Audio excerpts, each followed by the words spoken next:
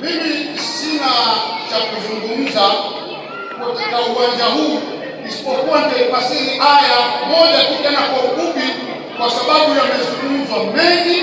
Kama tumesikiliza, tumepokea elimu nyingi kwa kila upande, si tafsiri ya Qur'ani, si hadithi, si sira, si jiografia, si tarehe, kila kwenye nukta kumeguswa. Kwa hiyo faida sina shaka tumezipata nyingi, lakini pia cha mwisho niwape pongezi na hongera kubwa wakazi wa Muheza wote mliopata taarifa hii mkaweza kuthamini jambo hili la Mwenyezi Mungu Subhanahu wa Ta'ala. Na muomba Mwenyezi Mungu awajalie mshikamano huo mpaka siku ya kuondoka katika mbingu ardhi, ili muende kwa Mwenyezi Mungu mkiwa mnakwenda na tangazo waqtasimu bihablillahi jamia wala tafarraqu. Ndugu zangu, haya ambayo nataka nifasiri ni kuwa tuwasimamieni vijana wetu.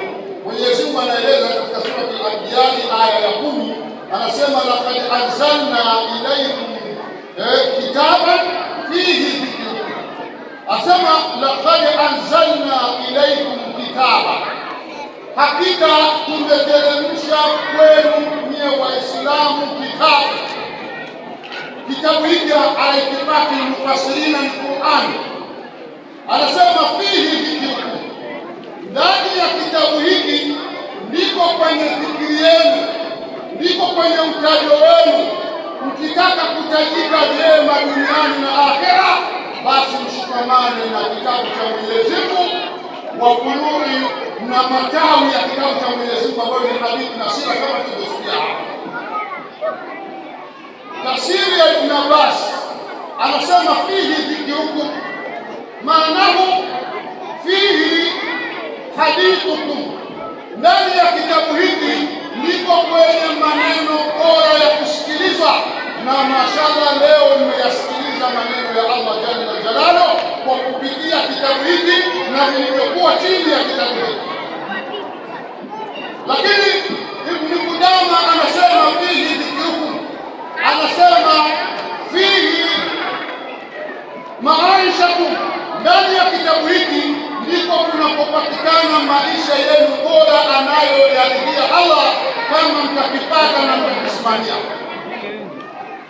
Lakini al-Imam Mujahid anasema fihi dhikrukum, maana ya maneno haya asema fihi mahasin akhlaqikum, mkitaka tabia nzuri, mkitaka mwenendo mzuri, mkitaka maisha mazuri, mkitaka kila kitu kizuri, basi shikamaneni na kitabu hiki, kwa sababu ndiko kwenye tabia nzuri zilizojengwa na ummati Muhammad sallallahu alaihi wasallam.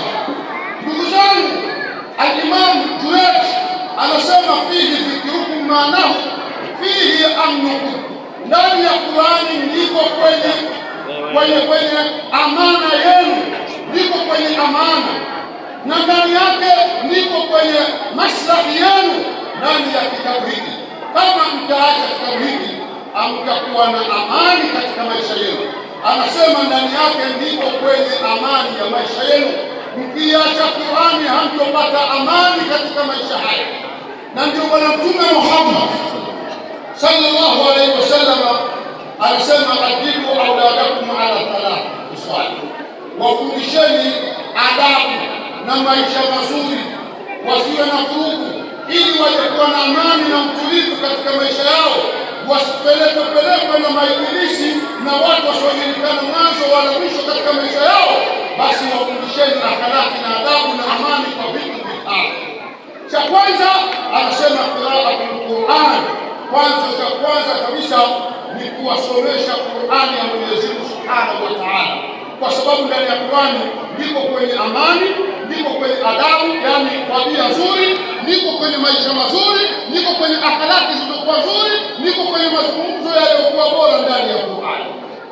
Ikhwatal muslimin, Bwana Mtume hakutuacha kwenye Qur'ani, lakini akasema hubbu nabiyikum, pia vijana baada ya kuwa mmewajaza Qur'ani, muwajaze mapenzi ya kumpenda Bwana Mtume Muhammad.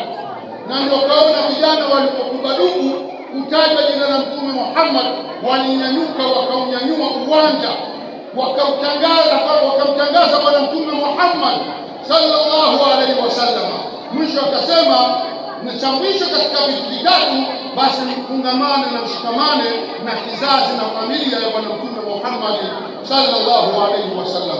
Ndugu zangu, tukitaka kufaulu, vijana tuwalikishe Qur'ani, tumpelekeshe kitamimu, tuwapelekee walimu wetu waliokuwa pale. MC wetu amekuwa mfanisi wa hali ya juu, mwanazuoni mkubwa, pamoja na ndugu lake hawa wawatengeneze vijana wetu ili kusiwe na vurugu katika nchi yetu, katika maeneo yetu, katika mitaa yetu, katika majumba yetu. Lakini tukiwaachia holela hawa, tukawaachia huru hawa, tusije kujuta baadaye. Bado ukashikwa panga au ukashikwa kitu, mama ukachinjwa na mwanao, au ukatumbukizwa katika chemba la vyoo. Mangapi tunayapata katika mitandao, watoto wanawaua mama zao, watoto wanawaua baba zao, watoto wanawapora mali baba zao kwa sababu hawakupitia Qur'ani. Laiti kama tutawajaza Qur'ani yasingeweza kuwepo haya. Ikhwata almustami'ina, ana jitu huna niyabatan lilmashayikh, bas ma hiya kalamun kathir arja aqwa bima takallamtu. Nimekuja hapa sikutaka nizungumze sana, kwa sababu kwanza watu wamechoka na mengi tumeyasikia, lakini tuyachukue machache, tuisimamie Qur'ani. Ndiyo maisha yetu ya dunia na akhira, ndiyo mazingira yetu mazuri.